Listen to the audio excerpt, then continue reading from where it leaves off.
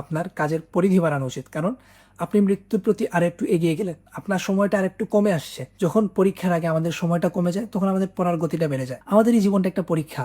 মৃত্যু আমাদের যত নিকটবর্তী হচ্ছে, তত আমাদের আরো বেশি কাজ করা উচিত, আমাদের আরো এগ্রেসিভলি কাজ করা উচিত, আমাদেরকে আরো উদ্যমের সাথে কাজ করা উচিত। আমাদের কারোর প্রতি মুগ্ধতা থাকে না যে একজন ভাই সে খুব ভালো প্র্যাকটিসিং, সে অনেক ভালো চেষ্টা করতেছে দিন মেনে চলার।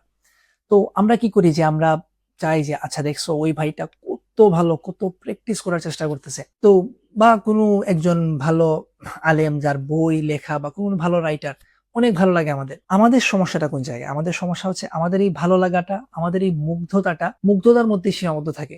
এইটা আমি চাই না যে আমি আমার জায়গা থেকে আমার জন্য যেটা সুইটেবল, এই প্রসেসে আমি আমাকে কিভাবে ডেভেলপ করতে পারি, এই থিঙ্কিংটা, এই চেষ্টাটা আমাদের মধ্যে যতক্ষণ না আসতেছে, ততক্ষণ আসলে আমি অন্যের প্রতি মুগ্ধ হয়েই যাব, আমি ফেসবুক স্ক্রলিং করেই যাব, আমি কয়েকটা লেখা পড়েই যাব, কমেন্ট বক্সে পড়েই যাব, কিন্তু আমাকে দিয়ে আসলে এই উন্নতির কোনো ফায়দা হবে না। আপনার ডেস্টিনেশন ঠিক করুন, আপনার চিন্তা ভাবনার প্রসেসকে ঠিক করুন, আপনার কাজের প্রসেসকে ঠিক করুন। নিজের সময়গুলা অযথা নষ্ট করবেন না।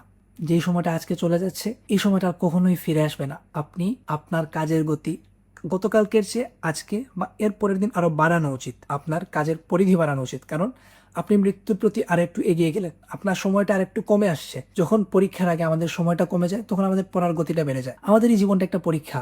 মৃত্যু আমাদের যত নিকটবর্তী হচ্ছে, তত আমাদের আরো বেশি কাজ করা উচিত, আমাদের আরো এগ্রেসিভলি কাজ করা উচিত, আমাদেরকে আরো উদ্যমের সাথে কাজ করা উচিত। কিন্তু আমাদের মুগ্ধতাই কাটে না, কাজ করবো কখন?